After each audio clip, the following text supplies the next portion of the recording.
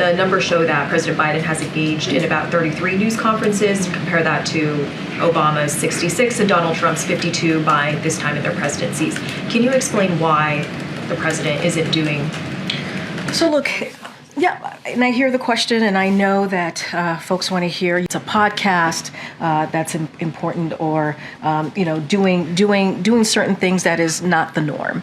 Obviously, the president, I should say, takes your questions when he's on the road, as more often than not. As far as press conferences, we're going to try and make sure when it's the right time for those to happen. Certainly, we will do so. But it doesn't mean that this president does not engage with the press corps, with the White House press corps, or with other reporters, journalists out there who. Why is it more effective to forego a Super Bowl interview and instead? Look, we've talked about this. We believe that it is an important, obviously, tradition to watch the Super Bowl, and we think there are different ways to communicate with the American people, and we're going to try and find different ways to meet the American people where they are, and so that's a choice that we've made here that we think is actually important and effective. Thanks, Karine. A new ABC News Ipsos poll shows that 86% of Americans think Biden is too old to serve another term. That is a higher percentage than what we found in a previous poll in September.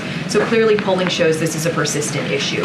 What is the White House strategy to try and change that perception? So look, we're going to continue to lead on leadership, right? We're going to continue to focus on what this president has been able to get done. Look, I'll quote a little bit of what the First Lady said, I think incredibly well, just a couple days ago. President Biden does more in 1 hour than most people do in a day.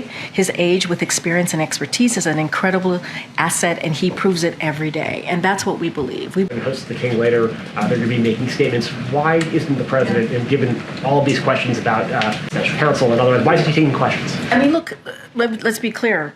The day that the Special Counsel report came out, the president came out in the evening and and made a statement and took questions. He wanted to make sure that you all heard from him directly. And I said this last week, and I'll just reiterate: there are a variety of factors that go into decision making, that go into press. If there is going to be a press conference or not during foreign leaders, it depends on those conversations that we have with the foreign leaders and how that works out. Look, you're going to hear from the president. You're going to hear from the king later today around 4 o'clock. I think that's important. You hear directly from them. There's just not a press conference component to this. Not every trip, not every visit with a foreign leader has a press conference component. I mentioned that on Friday, the German chancellor gave a press conference across the street in Lafayette Park. It seems the White House here is the roadblock. Look, that is something for the German chancellor to speak to as to their government, why they chose to do that. I can't speak to that.